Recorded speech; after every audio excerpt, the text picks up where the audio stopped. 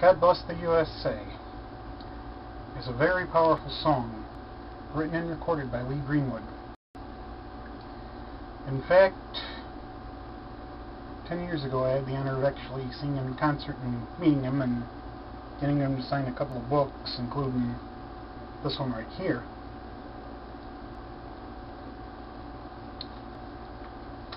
And in the book there's actually the lyrics to the song as well as some photos.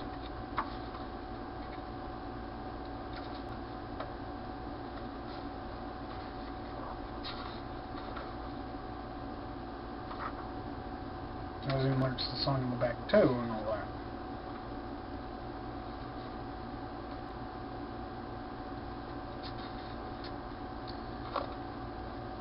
Anyways, in the introduction of this book, it says, "The lyrics contained in this book began as a tiny point of light, but in my heart they burned as bright as a torch in Lady Liberty's hand. They were written for all Americans, whether born here or not. They were meant to underscore the promise that America is truly the land of opportunity." And indeed, America was found this way. Of course, today there is the myth and deception, and even I had believed it at one time too, that we are a democracy. I believed it myself. In fact, I remember when I took social studies class in 6th grade and all that, and we were covering like ancient civilizations, and the teacher I had at that time, that has since passed on, had said that we copied Republic out of the Roman Empire and democracy out of Greece. Well, chances are she probably, just like me, didn't know better at the time, but the reality is, no, we weren't founded as a democracy. In fact, it's been noted throughout history the great dangers of democracy. Okay, let's look at all these different types of potential states or governments or whatever, what have you, you know, and the differences between them. First of all, let's start with anarchy.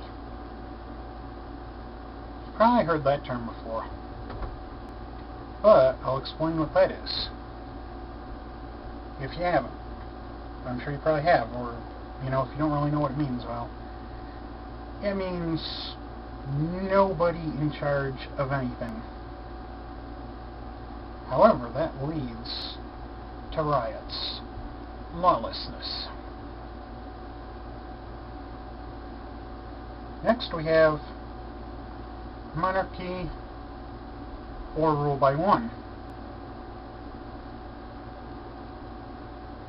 And then there's oligarchy, which is a rule by few. And there's democracy, which means rule by many or majority. And then there's republic, which that means rule by law.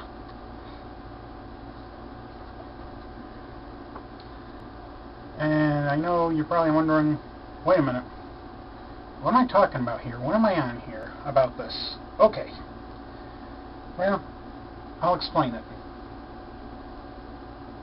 On the different systems and what it means for each of them. Well, monarchy, which is rule by one, or one-person rule. Granted, yeah, there's some countries today that still have monarchs, but you know what? One-person rule is really a myth, okay? In fact, in reality, a nation ruled by one is usually really an oligarchy ruled by few. Basically how it works is you can have one measly person presented, okay? For example, a dictatorship like the Soviet Union. The first dictator, when the former Russian Empire went communist, was Vladimir Lenin. Except he wasn't the only one in charge, because there were others who held power. He was just the man put up in front as the leader, or appearing as absolute ruler, but there were others ruling with him. So in retrospect, it was not a one-person state, it was an oligarchy.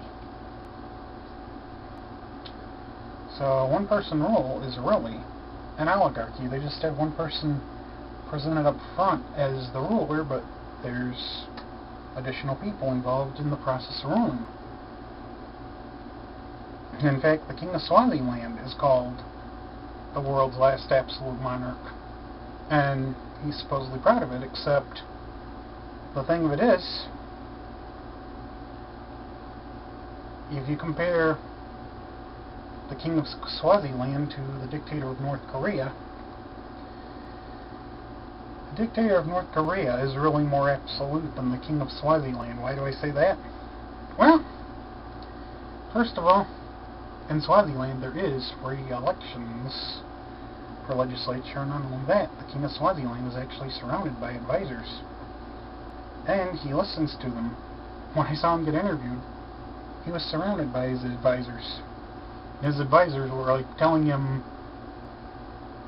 what to talk to the reporters about and what to not talk to the reporters about. So, although he's called the last absolute king in the world, he's not even all that absolute. Because there's other people, around him, advising him, actually telling him what he should and shouldn't do as king.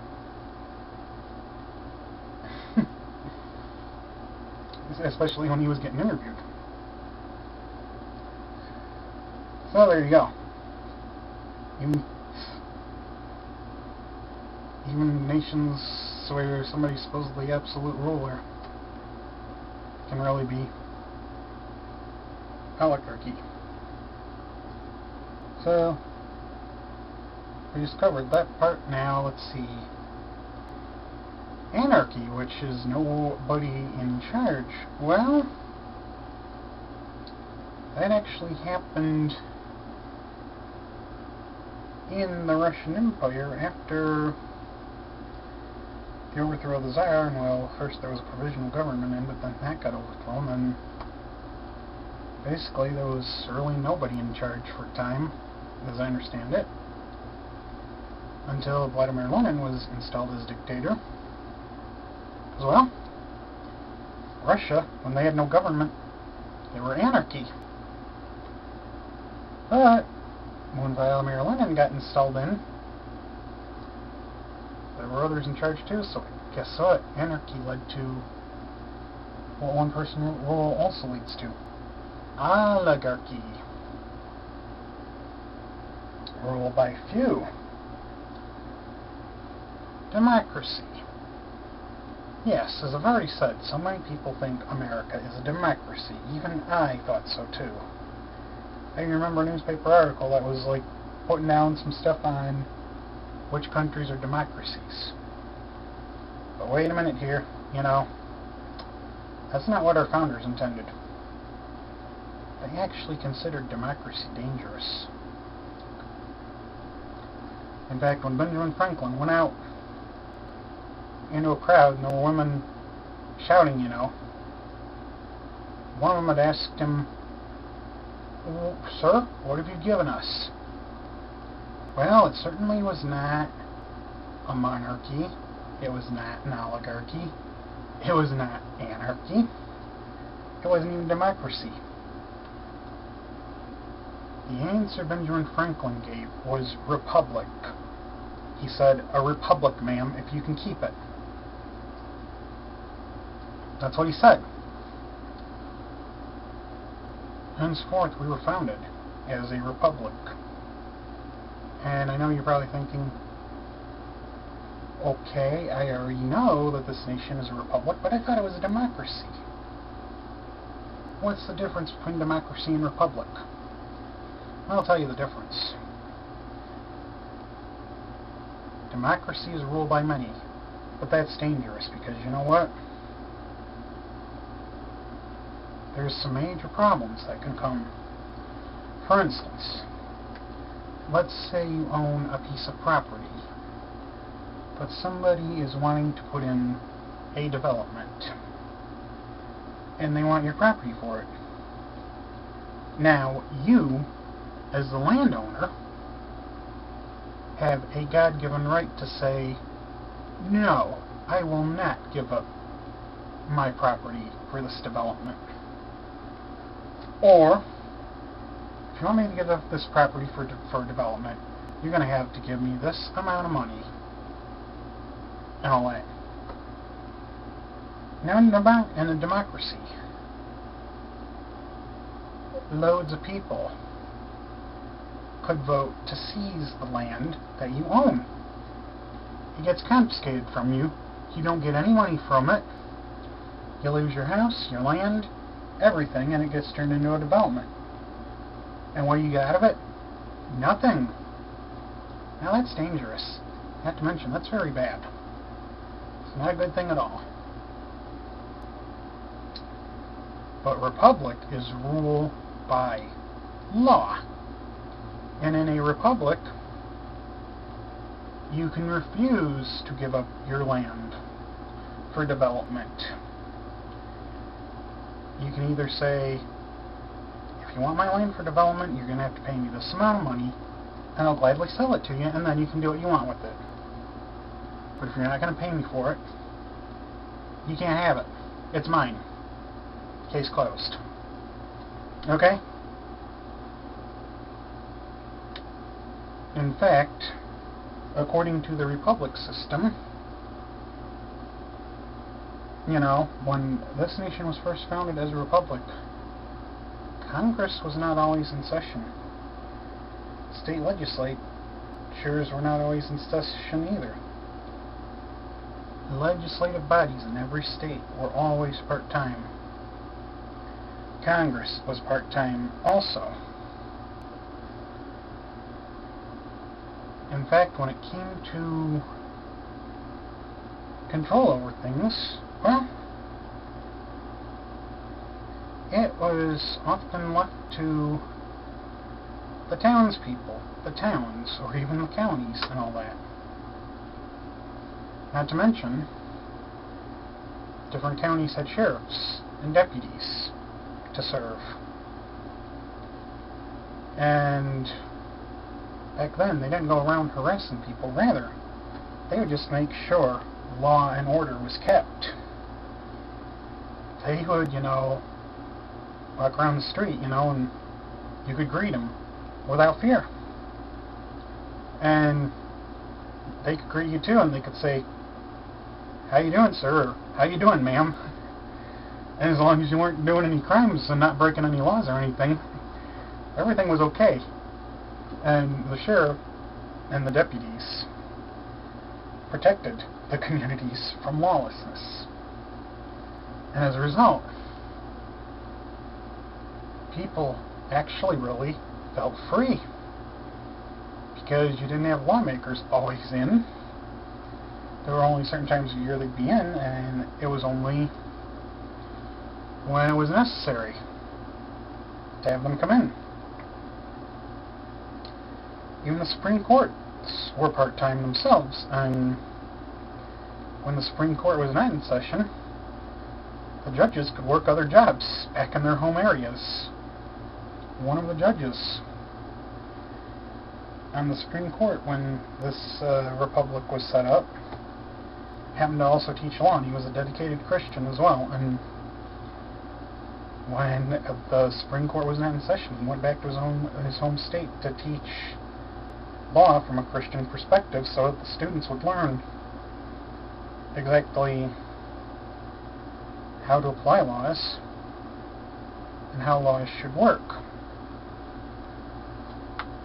and also to warn them of the dangers of what happens if, you know, you allow things to falter, if you forget about the Lord, you know.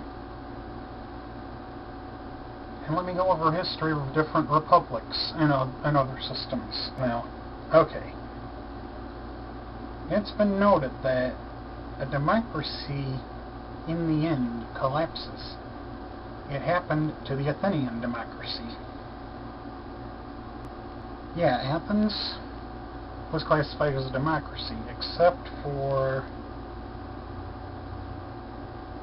only male citizens age 18 and over could vote, and under the leadership of Pericles, he decreed that once you were 18, you were part of the Athenian government.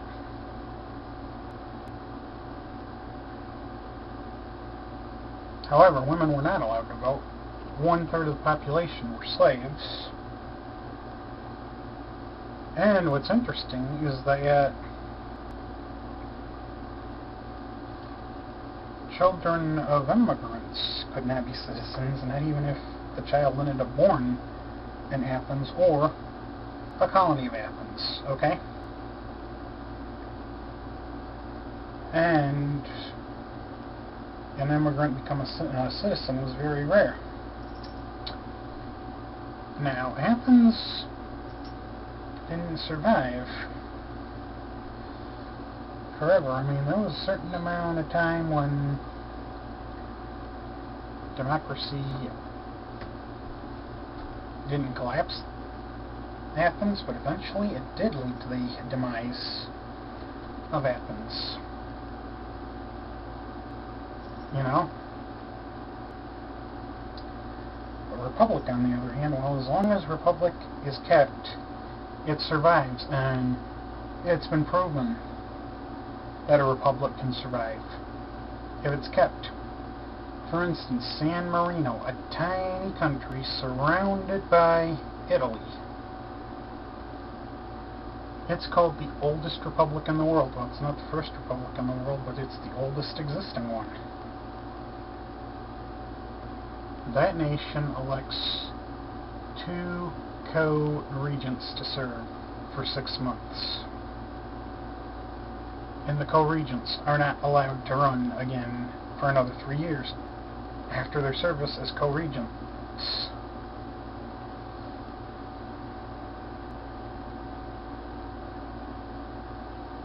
And interestingly, San Marino was also the first free nation to freely elect communists to be in control of the nation.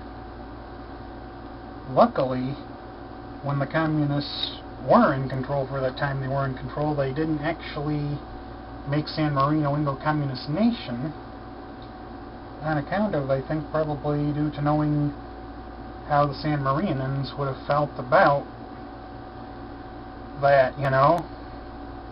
Yet here it is in this country, there's communists that don't care how we would feel if our nation went communist. And we're heading down that road now, you know. Another republic that has continued to survive because the republic was kept is Iceland. They've got the oldest parliament in the world. Although originally only the wealthy landowners could actually elect people into Parliament over there, but still. It's like, wowzers. I mean, eventually regular people like us could, of course, elect Parliament over there, which is great, you know. I know some people also say, well, wait a minute. When this country got set up, you know, the winner of presidential election came about by majority of electors. Well, yeah, except the thing of it is, the elector system actually is a republic idea. Why? Because it guaranteed that every single state in the nation would be represented. Big and small population. On top of that, the electors didn't initially get required to actually vote according to the will of the voters, but usually they do go for it, although 26 states, including Michigan, had enacted laws stating that the electors have to vote for the majority choice, although I did later get told that actually they can't really, those states can't really do that.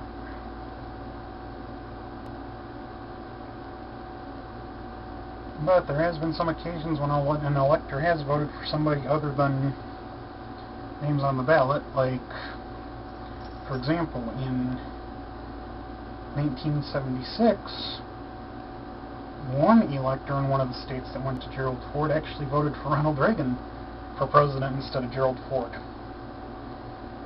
In 1988, in West Virginia, where my parents owned property that's been in my mom's family for probably a century and a half, well, that state had gone to Michael Dukakis, the Democratic presidential candidate, and his running mate was Lloyd Bentsen. Well, a lady in West Virginia who was an elector flipped it around and voted for Lloyd Bentsen for president and Michael Dukakis for vice president. I'm not even kidding, that's really what happened. She switched it around, Bentsen for president and Dukakis for vice president, instead of the other way around. But she was legally able to do that, and she did so and got away with it. And that's kind of neat, actually, that this happened.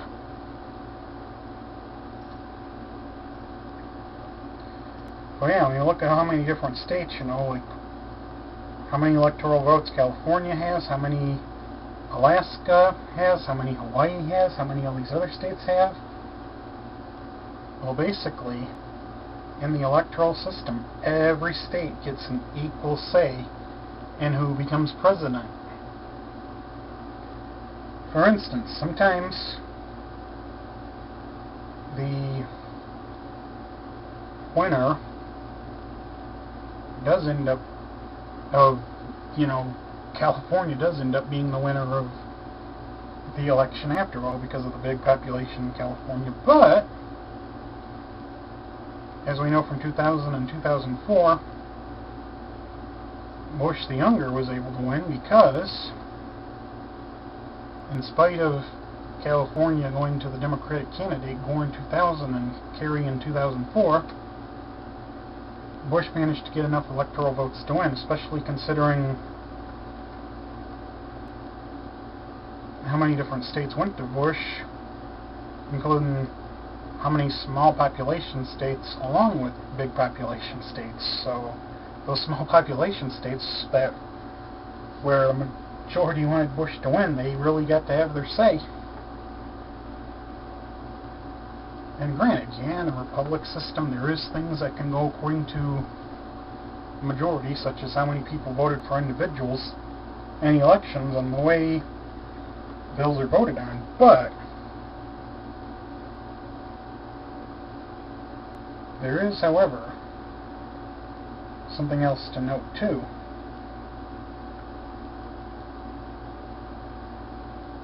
Democracy is even worse because, boom, in a democracy, you end up voting for officials that are going to promise you stuff from the Treasury, and then the nation goes bankrupt or goes into chaos. In fact, when Roman Empire was, or had, well, before they were an empire, they had been a kingdom with the king, but then they got rid of the king, decided they didn't want to have kings, became a republic, and they had two consuls that were elected to serve 1 year, and if an emergency occurred, they would have a dictator, except the dictator would be allowed to be in power only 6 months, and that was only if there was an emergency that warranted it. Okay? Also, there was, representation and all that. For instance, Rome happened to have a Senate. They also, had representatives, voted in by people. So the people were thus represented. But then, they went from republic to democracy. And then it went back to practically a bit of a monarchy, considering that then they ended up with an emperor, which was kind of like a king. In fact, some people hailed the emperor as a king anyways. Yet interestingly enough, the Roman Empire actually allowed for client kings to be installed in the land we call Israel, as there had been a king put in to rule over Judea, Samaria, Galilee, and so forth, such as Herod the Great, whom we know was not such a great man.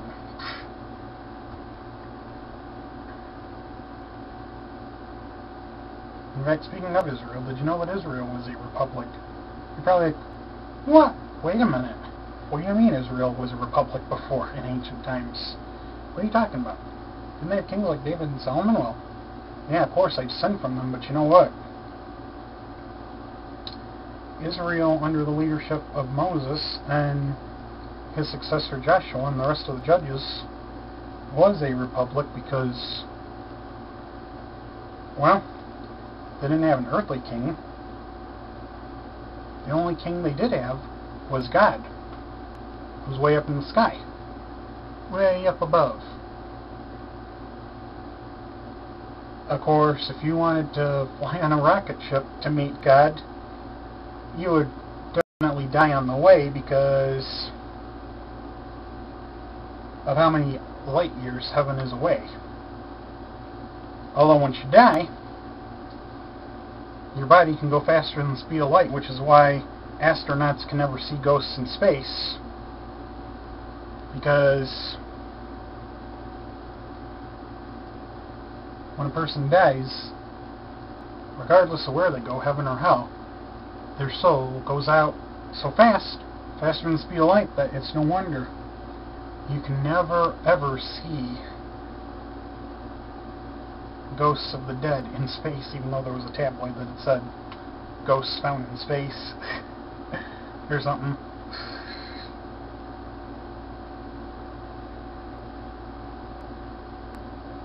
But anyways, before Israel had a king, there was one king, and that was God.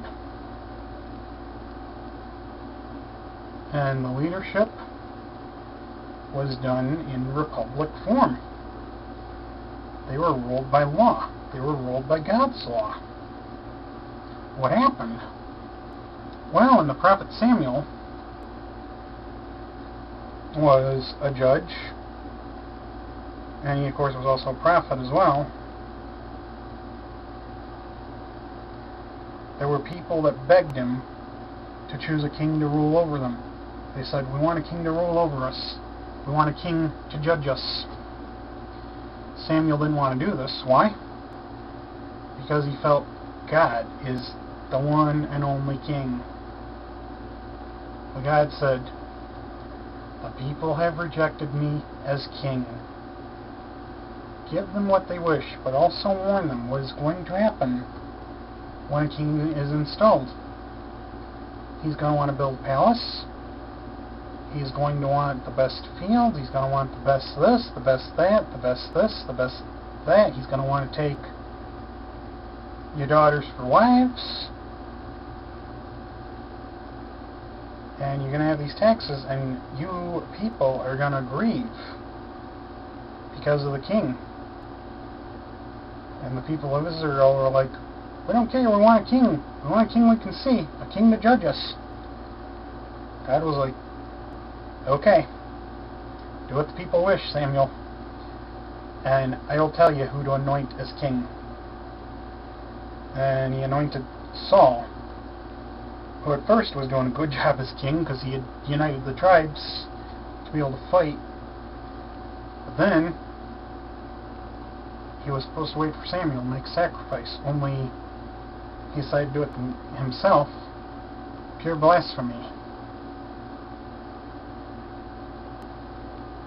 And then, next thing,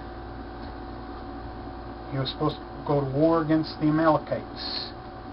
And he was supposed to slay everybody, including the women, the children, and the cattle. And you're probably thinking, why also slay the women and children in this case? Well, these days I don't favor slaying the whole nation, including the women and the children, but I know why, in this case, God wanted that whole nation slain. Because, guess what? Haman, who tried to annihilate the Jews, came from the bloodline of the Amalekites. Adolf Hitler, too. Probably thinking, wait a minute, I thought Hitler had Jewish blood. Yes, he was a quarter Jewish, but he happened to have Amalekite blood in him. And it's been noted that there have been loads of anti-Semites who have had traces of Amalekite blood in them. Hitler was one of them. So the reason God wanted the Amalekites completely wiped was because he knew if they weren't wiped, Haman would come. Hitler would come. God wanted King Saul to prevent people like Haman and Hitler from ever existing. But King Saul did some disobedience. He spared some of the Amalekites, including the king, because he wanted to ransom the king. He felt the king of the Amalekites was worth more to him alive than dead. He spared some of the cattle, too, so that he could feed his army. Well, the Amalekite king got killed anyways. I believe it was the prophet Samuel that did the killing of the Amalekite king, because that was God's order. And all that. And God told Samuel, I will find another man to be king. I want you to go to Bethlehem, search for Jesse, anoint one of his sons king. And he anointed my ancestor, King David, to replace Saul as king.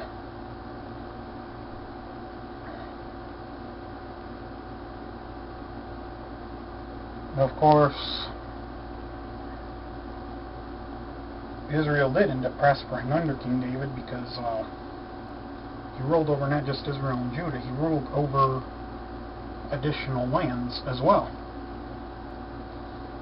That happened for King Solomon for a time too, but due to his disobedience, Israel got divided up into Israel and Judah.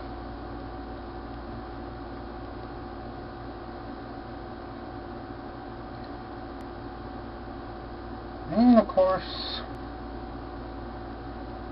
northern Israel and later southern Israel, aka Judah, were both conquered. The Assyrians conquered the 10 tribes, and the Babylonians conquered Judah. And then later, all these other empires conquered that area too, and so forth. And eventually went under Roman rule. But you know what? Rome went from being a republic to an empire, and eventually they ended up with currency that was worthless. Well, not paper money, but like coinage and all that and stuff. How did it happen? Well, let me put it this way. Let me show you something here. Okay? Right here is a $1 bill. Now, our nation used to base our currency on gold and silver. You can make purchases with gold and silver, or you put gold in the bank and get certificates that had the amount of money on them. Silver in the bank and get certificates that had the amount of money on them. I actually have a silver certificate myself, in very good shape too, I might add, you know. Although I have it locked up in my fireproof file box, or else I'd show it, but basically, this currency right here was actually worth something when there was gold and silver backing it. Because, you know, granted, yeah, you could go into stores and spend it like you do now, but because there was gold and silver to back it, the company could exchange it for the gold or silver if they wanted to. But with backing the silver and gold, that kept the currency strong. Unfortunately, we decided to go about switching to the Federal Reserve System unconstitutional. And that currency you saw me holding eventually turned into a Federal Reserve note. No longer did gold and silver back it, but rather it got backed according to a thing called trust. And that worked for a while, but our currency is inflated now. And as a result, things are expensive. I mean, it's expensive to own a house, it's expensive to own a car, it's expensive to have electricity. Even food got expensive, too. I mean, it used to be you could buy food for just, you know, nickels and dimes. Now no more. Now you have to pay dollars for food, usually. Like, you know, in Myers, a bag of raw sunflower seeds costs about $2.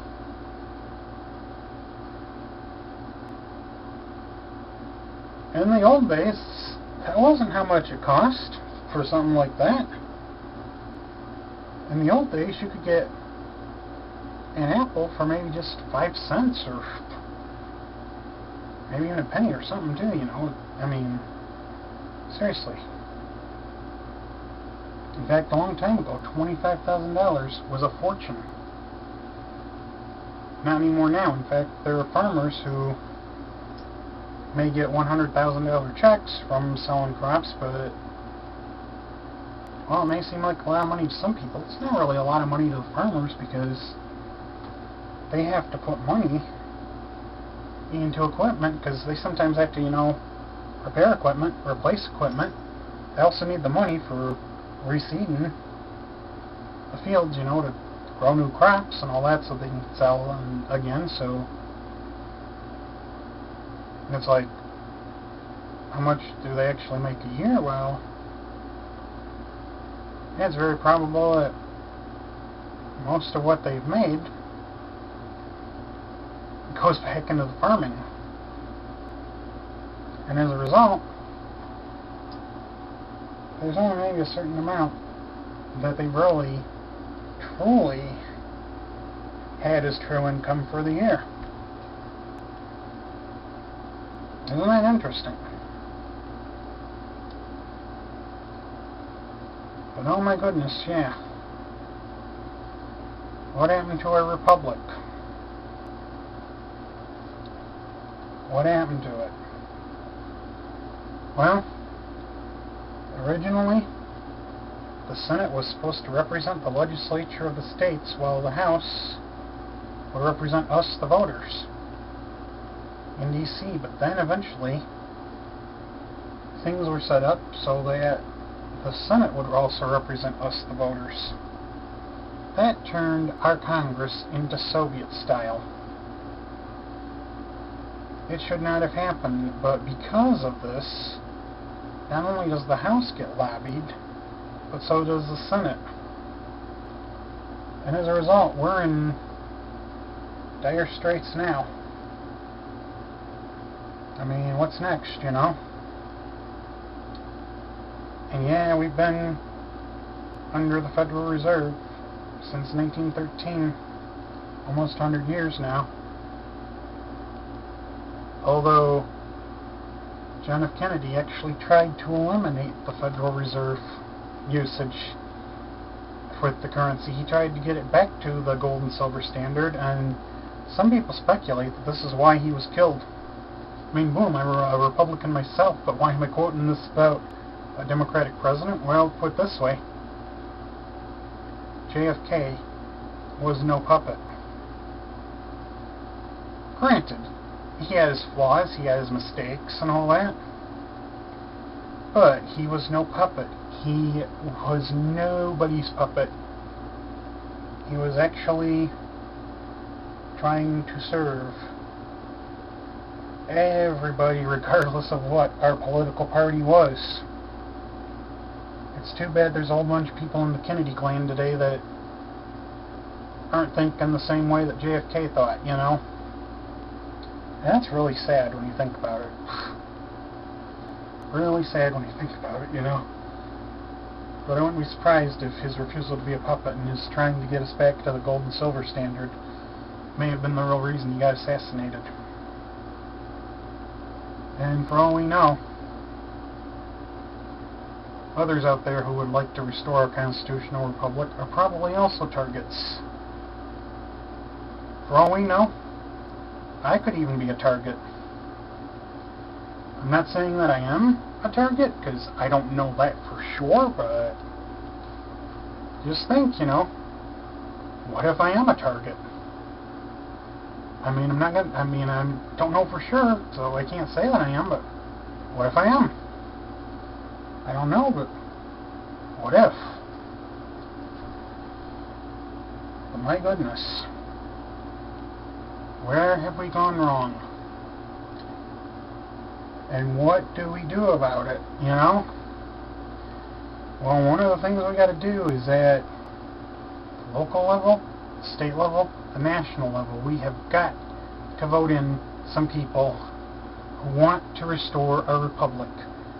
I am running for state rep, and I want to restore our republic, so if you're wanting to restore our republic, then of course I am one of the people that you want to vote for if you live in District 94.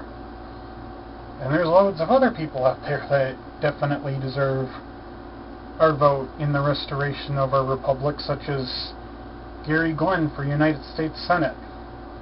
He wants to restore our republic as well. And I am very glad to have signed the petition to get him on the ballot for United States Senate.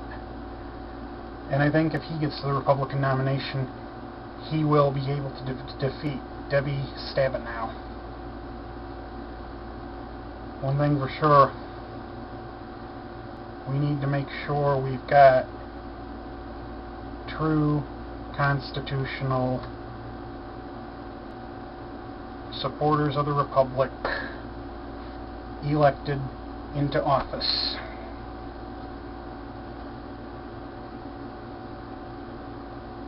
That's what we need to do. And if you vote for me in the primaries and get me on for the general election ballot, and I get elected, I will fight in Lansing to make sure Michigan is run according to the constitutional republic, and I will fight to let Washington, D.C. know that we, the people of Michigan, love our constitutional republic, and we do not want to be another civilization that falls like Greece and Rome. It's also been noted that some of the great civilizations have lasted only 235 years before faltering. Well, today, 4th of July, it's been 236 years since we declared our independence. Are we another faltered civilization? According to a commercial that takes place in China, a Chinese educator is teaching about how we faltered for abandoning our principles. We gotta stop abandoning our principles. I mean, even if you don't wish to vote for me after all, still remember this. Do not let America abandon its godly principles. Do not abandon the principles that made this nation great. If we do, we are in danger, and we are in big trouble. And you will be crying and asking, why?